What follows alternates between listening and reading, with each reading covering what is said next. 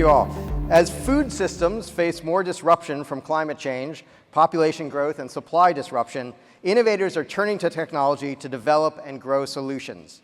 We've brought thought leaders who are redefining agriculture to discuss how we can feed the future ethically and at scale. Please join me in welcoming Sajenta, Group Chief Information and Digital Officer for Roadshake, Agrow's Group Founder and CEO, Gerard Lim, and Agrist Inc. Founder and CEO, Junichi Sato, and Fortune's Clay Chandler. Thank you.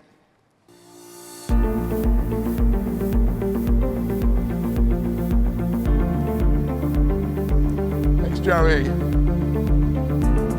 Gentlemen, please, have a seat. You know, when we think about AI, we think about high-tech things. We think about screens. We think about virtual reality headsets. We think about giant data centers and all that, robots a little bit. But what we wanted to do in the Brainstorm AI program is to try to look at ways in which people from individual sectors, including traditional sectors, are trying to use AI to make improvements, to make things better, more efficient, more productive. And being here in Southeast Asia, one of the biggest economic sectors that affects the lives and jobs of more people than almost any other is agriculture. And so we wanted to do a session where we looked at whether AI could have uses for this crucial sector that involves so many people. And we wanted to try to curate a section that would give you a perspective from small startups that are working in AI and agriculture, as well as one of the largest big agri companies in the world. And we're very fortunate to have convened what I think is kind of the ideal collection of people to address this subject. And I'm going to have each of them just say very briefly, to tell us a little bit about their companies and what they do to try to give us an idea of how varied their perspectives are. And I'm going to start, Saito-san, with you, if I can. You've originally got an IT background and decided that one of the most critical problems in Japan right now is that the farm population is declining and that AI and robots could help with that. Tell us a little bit about that discovery and how you came to launch Agrist. Okay, nice to meet you. I'm Jay Saito from Japan, Tokyo. Has anybody been to Japan? Yeah, who loves Japan? Yeah. So I'm from Japan, just only 6 hours by airplane. It's very close, and I love Singapore. People are gathering here. So we started Agrist. We are AI-based robotics company. I'm introducing myself. We are farmer in new industry, and we started our business working with farmers, around the area. Our company is based in very small town. It's only 10,000 people. And we started the business over there because one of my friends, he's a farmer. He's growing green pepper. And he said, we need a robot. We need robots for solving the issues of shortage of laborers. So that's why we invented robots. And AI is really important because AI can study, all informations. So our robots is collecting the data from our farming places and uploading to the Azure servers. And they, AI advises how to increase the sales. So our AI robot is helping us to increase the sales. We are running our farm near Tokyo and also Kyushu Island, and we are going to spreading out. That's our strategy. So give us an example. So some of the crops that you would harvest, I know you do cucumbers? Cucumbers and green peppers. Green peppers? Paprika. Paprika, okay. And we also trying to do the strawberries in a small factory, utilizing for AI technology. And you have to kind of construct the farm so that the robots run on rails, right, in the farm? Is that how it works? Yeah, we are adjusting our farm to the robot, and it's kind of transforming right now, though. Right. But it's working well. Yeah, and often we think of robots in Japan, we think of Fanuc robots in an auto plant or something like that. These are very expensive robots that cost millions and millions of dollars to produce and install. You're trying to run an operation that's not nearly that capital intensive, is that right? You're actually looking for ways to keep the robots less expensive. Can you talk a little bit about how much it costs to run your robots in these farms? Our robot is pretty much cheap because we started our ideas from the small farming, peoples. Right. So that's why our robot price is almost less than buying one car, right. like $10,000. Yeah, yeah. So that's why most of people are trying to join the AI robotics world. And help me understand how these robots help to actually improve productivity. I get that there's a shortage of workers, but it strikes me that even a fairly elderly farmer could go through and pick cucumbers pretty fast. Mm-hmm. Your robots, I understand, are not as fast as actual human harvesters. Is that right? And Yes. if that's true, why are they better? That's one of the our partners' opinion. They don't need a perfect robot. Yeah. Because harvesting is Yeah. a part of a joy for agriculture. So we don't have to retrieve that kind of joy and happiness and Yeah. well-being things from them. Yeah. So that our robot crop is getting the harvest, getting the products like 50%. Yeah. That means increase of 50% of sales.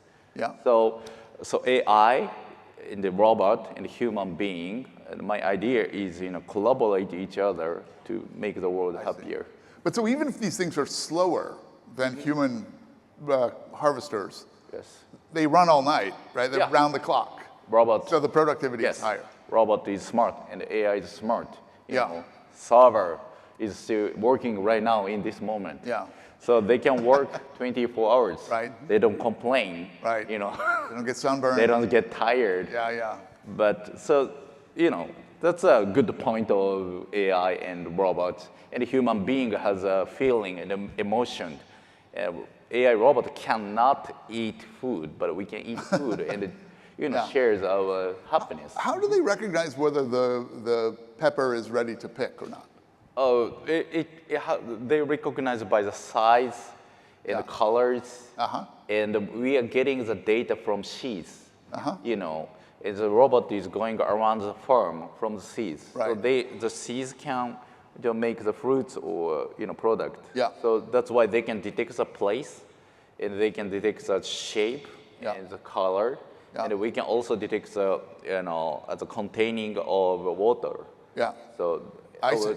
our technology is developing day by day. Great. So let me come next to you, Gerard. Your company does vertical farming in Malaysia. Tell us a little bit about why you started it and how it's grown. Yes. Thank you, Clay. So thank you again to Fortune for inviting us, and it's been a pleasure. And for Agros, we are an agriculture technology company. Right. So we provide design and build of farms that are then using technology. And so we focus a lot on what we call controlled environment agriculture, Right. or CEA, Uh-huh. either in a greenhouse or people know us more for our indoor farms. Right. So one of our farms is in the shopping mall itself, right downtown in Kuala Lumpur, In a shopping mall. in a shopping mall. Yeah. And it's pretty much visible even from the food court.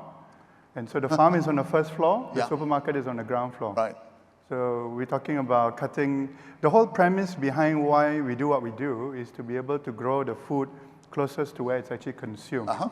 So we can actually reduce the amount of delay or even the greenhouse emissions to be able to then deliver the food. You save money on fresh. transport, you save money on packaging, all kinds of things, right? Yes, because, and this goes back to the objective of ensuring food safety and food security, right? And so the whole premise is also to be able to grow this, not just in terms of freshness and quality, but also delivering it without any use of dangerous chemicals. So no pesticides, herbicides, fungicides, and so on, right? I see. And to be able to do that, we utilize a whole host of different technologies, right? So at the first phase, we had IoT or Internet of Things sensors, Right. collecting data, and that data then drives the automation. So at the most basic level is about how much nutrient to actually be able to be mixed, and then that is administered into the farm, right? And that's been going on for some years now, right? I've been involved in applying technology in agriculture for the last 10 years, Yeah. right? And Agros itself is 5 years old, Right. so we're still a fairly young company, but fast growing. And so what we've also done is to apply AI, or artificial intelligence. Right. So since last year, we've taken our SOP, or standard operating procedure, and made that into documentation that we loaded up into the LLM. Right. We work a lot with Microsoft and OpenAI, and Yeah. that created a product called Copilot for Farmers, effectively. Copilot for farmers, really. Copilot for Yeah. farmers, right? Microsoft approved for us to use the word Copilot. And so Copilot for Farmers is essentially a tool that puts the power of the most senior and experienced growers in the palm of your hands. Oh, wow. All right? Yeah. And it actually supports, technical term here, multimodal. So you can actually take a photo of the plant that you're growing, Right. and you will actually identify if it's healthy or not. So it serves as a guidance, especially for more junior growers. So this is very high tech. So you're also using robots, is that right, to harvest the Okay, crop? so robots come in the third phase, right? So the first was just to take all the data from the IoT sensors Right. and drives automation. Right. Second phase was to use generative AI to provide as a tool to enable the more junior growers to have the same expertise and experience of the yeah, senior yeah, growers, yeah. right? Then came this year, we are applying agentic AI or AI agents, Yeah. right? So today, our farm is completely 100% autonomous, as in it can actually run all the automation on its own Yeah. without human intervention. I see. Right? We are almost there because we still have the human in the middle That's to be able to incredible. make certain Yeah. critical decisions. So we haven't let it off completely to the agent, but we are almost there. Then the next phase, as you just mentioned, Clay, is to take that agentic AI as a software and put that into a physical form. Yeah. Right? So we are embodying that agentic capability in the form of a robot. And the robot form factor that we have decided to choose is one of a humanoid robot. I see. Okay? And that's coming, but I believe that will be, the humanoid robots will work in our indoor farms and our greenhouses probably by next year. We're still really interesting. in development. Well, let me come to you, Feroz. I mean, for those of you who don't know Syngenta, when I say it's a big company, it's a giant company.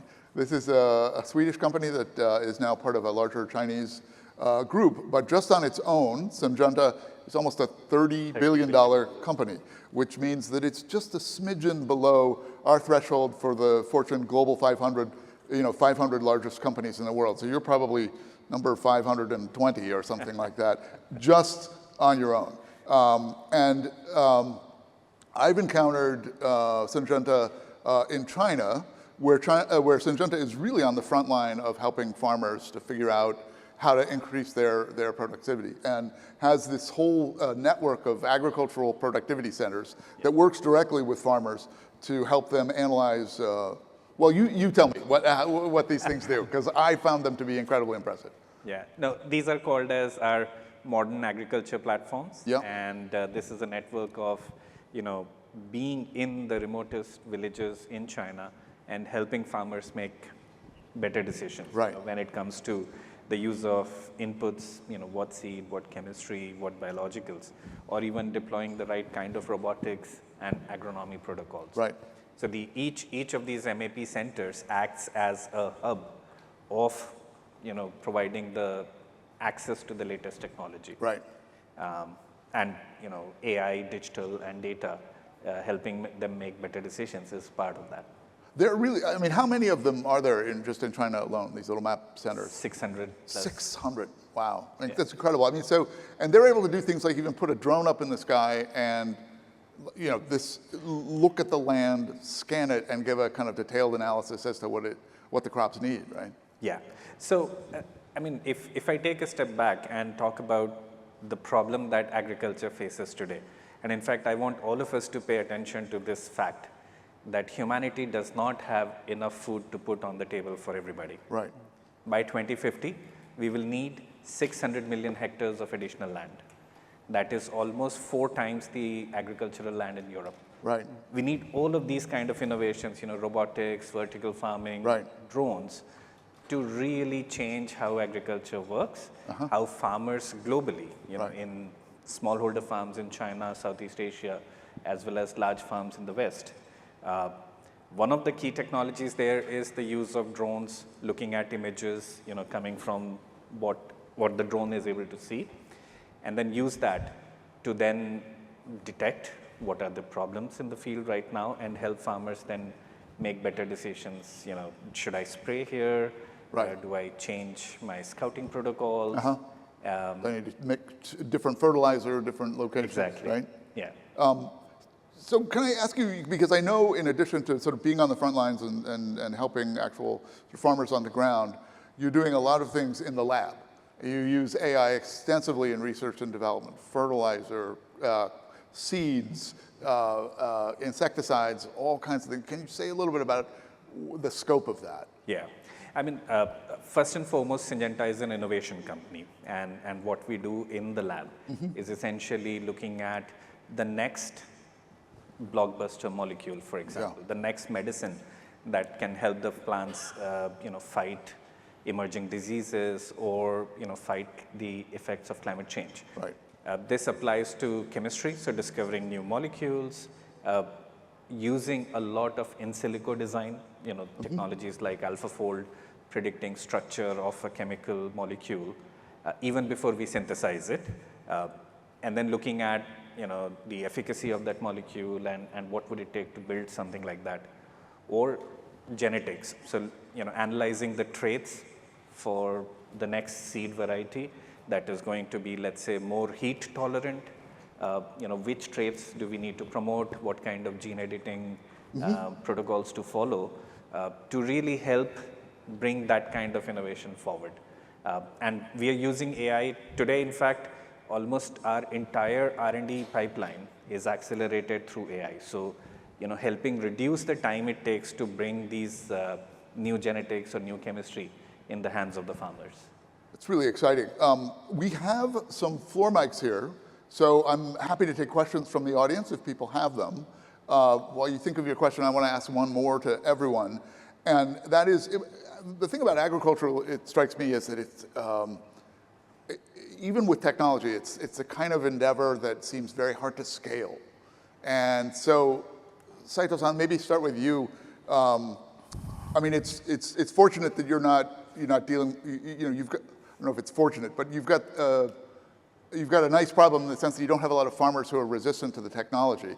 You're actually trying to solve the opposite problem. You don't have enough farmers, and you need to raise their productivity. But the issue with Japan is that, Japan has, the farmers are the kind of jichan bachan nogyo, right?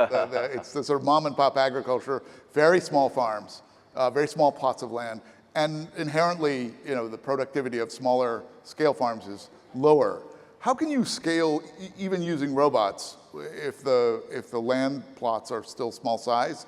And how much do you think you can move the needle with the tools that you have? Yes, right now it is Japanese agriculture industry is transforming right now. Yeah. And we had many discussions with farmers, a lot of farmers. And first of all, we tried to ask them to use our robot and AI, and it was very hard because Japan is facing a big problem. The average age of labor is 68 years old. Right. It is really hard, hey, 68 years old, and people use AI, ChatGPT, Copilot. Yeah. It doesn't make any sense to them. Yeah. They're just, producing a very delicious fruits and products. So that we gave up to force them to use the AI robot, and we started our own business. We are also a farmer, so that's why I'm introducing ourselves. We are farmers, and we are farmer with AI robot technology. But the good thing is that once we started our business as a farmer, they started to learn how to use AI, how to use AI robotics. And they changed their mind to ask us to use AI robotics. So that's very important thing to do it ourselves. And so many people are used by AI, what is AI, what is AI things. But AI, for me, AI is just for solving issues. AI is just a tool. I have been working for this industry, IT industry, like 20 years since Silicon Valley. The technology is great, but it doesn't change so much. Messenger, WhatsApp, they are very good, but it's same as a blog, communication. So that I think AI is just a tool and also a partner. So the important thing is how to use it. So that's why that's how we work with farmers, current farmers, and the government. I see. Gerard, what's the capacity to scale what you're doing with vertical farms? Well, we would typically start with something elementary and very basic, right? So typically you'll go in to talk about water management and irrigation, because if you get your nutrient mix correct, right? So it's not just about tech for the sake of implementing tech, whether that is IoT with data or AI, but it's also about the need to understand plant science. Right. So the whole aspect around agronomy, so it needs to come together, right? So even the best of tech, whether it's AI or IoT and data analytics, but without understanding plant science and agronomy, it would still fail, right? So the idea here is, at the most elementary basis, we will go in and implement water management and irrigation with some simple control systems. So this is something that can be applied whether you have half an acre of land that's planting chili to 5 acres of land that's planting baby spinach. Right? And we've demonstrated time and time again, when you get your plant science and technology of IoT, data analytics, and even AI and control systems together, we can consistently improve yield by 300 to 400%. Right. So that's 3 to 4 times more. Wow, that's amazing. And I've demonstrated that whether it be in Indonesia, growing paddy, or growing chili in Malaysia, or growing baby spinach last year, all the way in the island of Bali. Okay? Really? Yes. So we do work in Bali. It's not just a party place. Are you thinking about exporting this? Because it strikes me that the Gulf states probably have a huge, in the desert, want to do indoor. We've been invited to Oman. Last year I spent almost an entire month, not only in one shot, but in 4 different trips. Right. Out of 12 calendar months, I spent some time in Oman. There's also opportunities in the UAE. We've been invited there as well. Fantastic. Wow. So yes, the Gulf for sure, because their farming at best is just 6 months in a year, and especially with climate change, it gets very challenging. And the energy cost there is much lower, so it makes sense to run an indoor vertical farm and have 12, all year round farming. We could almost grow strawberries in the desert, but in an indoor farm. Rose, what's your perspective on all this? I mean, you are in so many markets. You're a huge presence in Southeast Asia, very big in India, all over the world. Where do you see the biggest opportunities, the biggest potential for growth? And I mean, everybody's wrestling in varying degrees in these regions with issues of food security and scarcity. How great is our capacity to unlock those dilemmas with AI and technology? In fact, I think that AI is going to be a fundamental leveler of access to technology. I think, Saito-san touched upon the fact that the average age of a smallholder farmer is 68 years old. When you look at China, Japan, Southeast Asia, small farms, mom and pop farmers, aging population, lack of access to technology. What a 1,000-hectare farm in the US can afford is not, comparable to what the smallholder farms can afford. And that is where I think that AI can really act as a leveler. That's a great point. As an agronomy co-pilot can give the best answer to a farmer who can't otherwise afford to hire a specialist agronomist. And I think that's one of the areas which I'm, in particular, quite positive about, the impact of AI on smallholder farmers in the Southeast Asian region. which I think this region, agriculture, will make a big leapfrog, Right. powered by AI. So we think of the United States, we think of these giant super farms where, you know, a handful of people run, it's very capital intensive and they can scale everything. But what you're saying is that this enables even, you know, the small Chichan Bachan Nogyo, you know, mom and pop. The chili farm. You know, or the chili farmer, that sort of pepper thing. farm. It gives them a fighting chance to be able to compete, not only in their local markets, but even, you know, potentially globally. 100%. And you know, the examples that he touched upon, simple advice can really help improve the yield for these farmers. Yeah. So, you know, imagine the power of AI in their hand, in their native language, you know, talking to a farmer Right. in Malay or talking to a farmer in Tamil is a game changer. Really exciting. This is a fascinating conversation, and look forward to learning more from how it about how it evolves. For those of you who have got the chance, I would urge you to go to the websites of each of these companies, because there's just a trove of fascinating information about what they're doing, as well as some great images and videos. Please join me in thanking our panel on farming and AI. Thank you. Thank you very much.